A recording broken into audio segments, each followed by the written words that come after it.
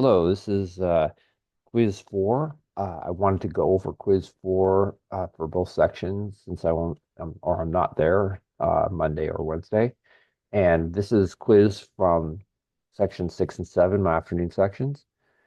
So I know I posted the solutions on Canvas, but I want to cover a couple of things that I thought were relevant because I saw a few errors that seem to be consistent.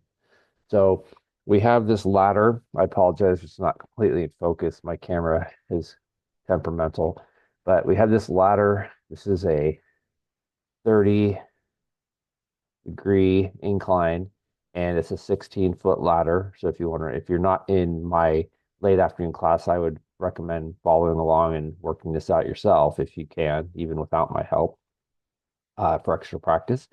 But so we have this, and so the only thing that we're given is that this ladder has a downward velocity of 4 feet per second, and 2 feet per second squared is the acceleration. So that's the acceleration at B. So 4 feet per second down, 2 feet per second B. All right.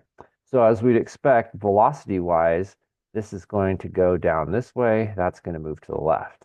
Now, the initially intuition would say the acceleration B, if it's downward, then it must be accelerating that way also. But as I said with acceleration, it's not always that intuitive, and that you have to sometimes trust the math because what you think may happen doesn't always happen. So in this problem, we have the opportunity to use the instant center. So remember, the instant center is the perpendicular distance to each velocity. So here we draw a perpendicular line to velocity of A to B, and it gets up in this corner here. Now, this is the same geometry as the one below, although though you get the same values for distances between them, you really should draw it like this because that represents the perpendicular. So we know that the opposite side of a 30-degree triangle is half the hypotenuse, that's 8. And this would be square root of 3 over 2 or 8 times square root of 3. So those are our distances.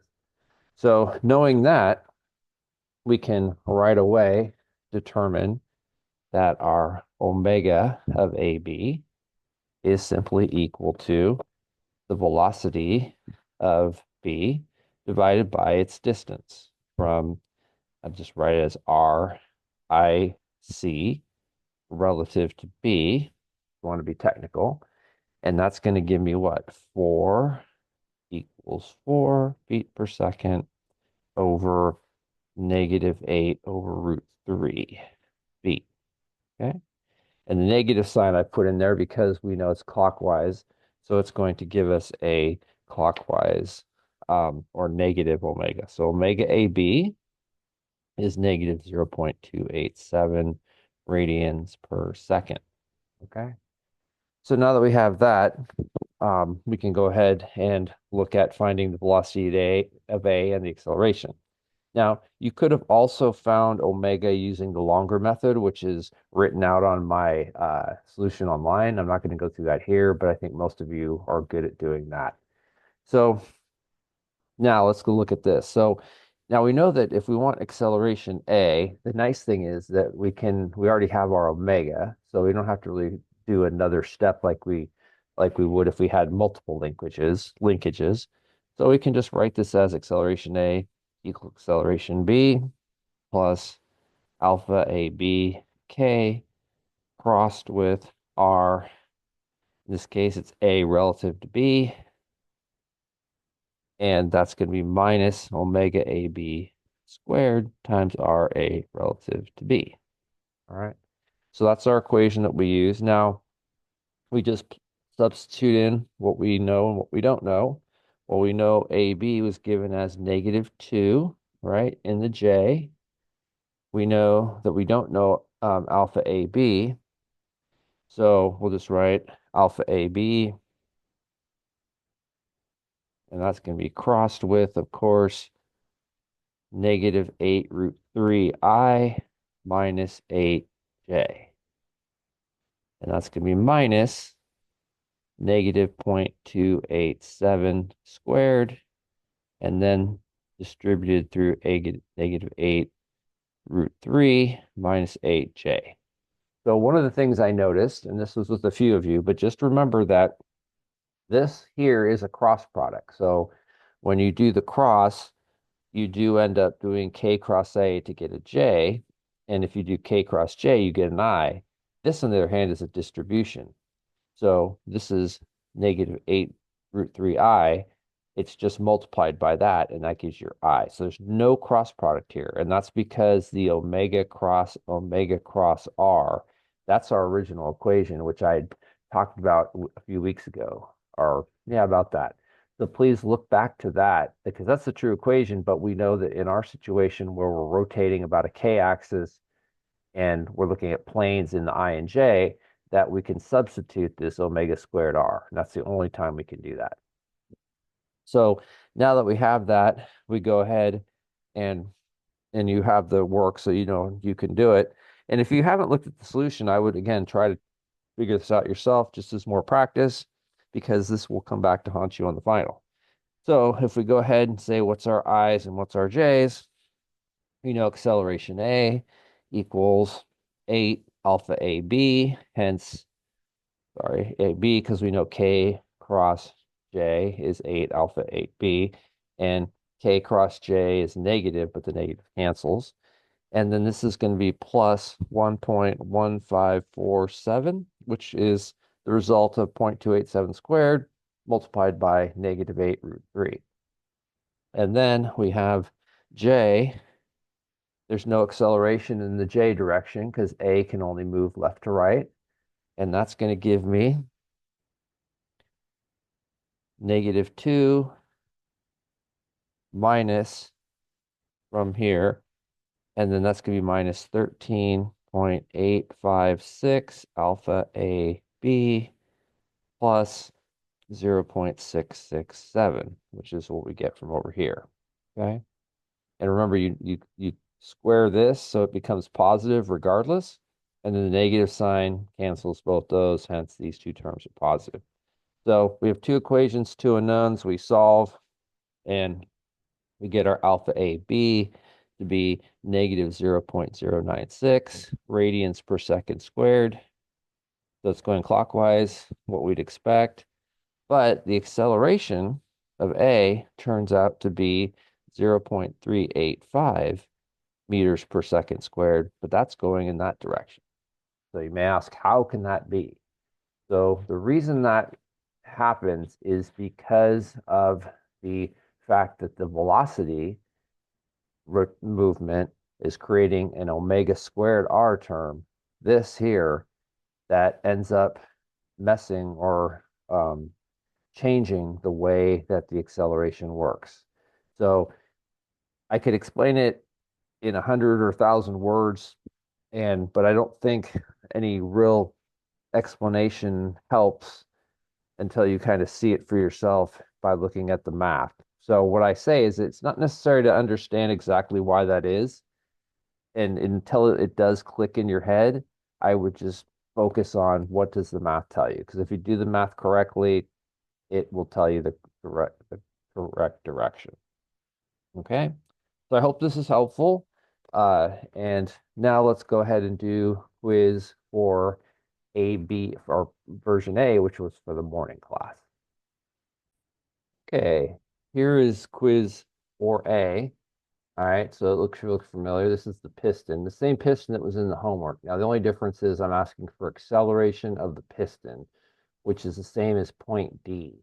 Now, this problem's a little longer than the one for the other quiz, so I gave you some extra information for it to facilitate it. For one, I gave you the triangle. So the triangle ABD is not a 30, 60, 90. It actually has an angle beta. Now, beta can easily be found by using the law of sines. So in the future, you know that the sine of beta over its opposite side, which is 50, doesn't matter what scale, is equal to the sine of 60 over its opposite, which would be 150. So if you do that, you end up with the beta I gave you of 16.78. So just something to remember. Now, I'm not going to go through all the parts of this because there's a lot to write. I want to just point out a few highlights. Now, looking at the key, I'll go back and forth. Um, Here we have VB equals 30 pi times 0.05. So I gave you the angular velocity was 30 radians per second. I gave it to you as a positive 30 radians, which means it's going counterclockwise. However, interestingly enough, it turns out that the direction of that doesn't change anything. So it seems counterintuitive, but the way this thing is going is that the piston is approaching top dead center. It's actually slowing down. So the acceleration really doesn't matter. I'm sorry, the velocity of the angular velocity of AB doesn't matter. And you can see it actually in the work because so first we find it because we know VB equals VA, which is 0 plus omega cross R. Or as a shortcut, we can just multiply the distance um, uh, 30 pi times 5, and we get that. And then we convert it to a vector, we get this. So we go ahead and we then go VD equals VB plus omega BDK cross R D relative to B. Both vectors I gave you above. Now, here we go ahead, and this allows us to find omega BD. So we needed that. Now, one thing I wanted to point out, and the reason I did this video, is that I noticed on more than a few tests that because we knew that omega BD was constant, because it's told us in the beginning, I'm sorry, that we knew omega AB was constant because we were told in the beginning, the assumption then was that omega BD had to be constant also, and that's not true. Never assume that.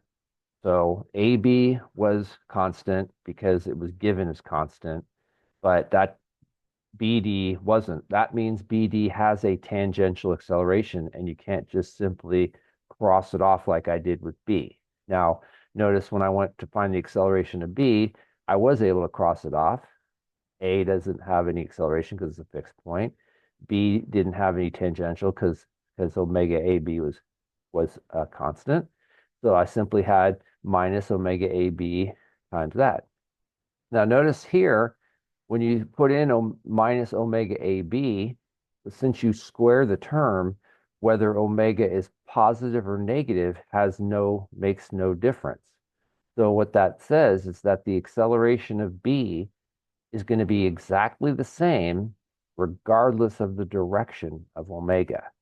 Seems kind of strange, but if you think about it, it makes sense. So it doesn't really matter what the direction AB is. It's going to give you the same acceleration to B. So once you had that, which most of you got, you went up to find D. And so for D, you set it up the same way, except now you're looking at the acceleration of B plus alpha dB cross RD relative to B minus omega dB RD relative to B. Of course, you've got omega up here. So you went ahead and put in everything and then separated out I and J as you would expect, and then you solve. And most of you got pretty much all through the steps, and there might have been a small math error at the end, which allowed you to not get the exact answer. That's okay. I mean, I don't encourage it, but I only took off at 1 or 2 points depending on the math error. So I recognize this is a little bit of a longer quiz. So I was primarily looking for the way you set it up and understand. So if you understand this and this makes sense to you, you're in good shape for the final because you'll probably get a problem that's similar to this. It might have one more linkage to it. It might be kind of like the one with the oil derrick where we had to go from both sides. So you know how well you understand it. So if you do understand it well, then you're in good shape. If you don't, then please either come to office hours and ask questions or do more practice. It'll pay dividends. Okay, that's it for the quizzes. And next video I make will be lecture for kind of Monday and Wednesday since I gave you the Friday lecture. Thank you, everyone.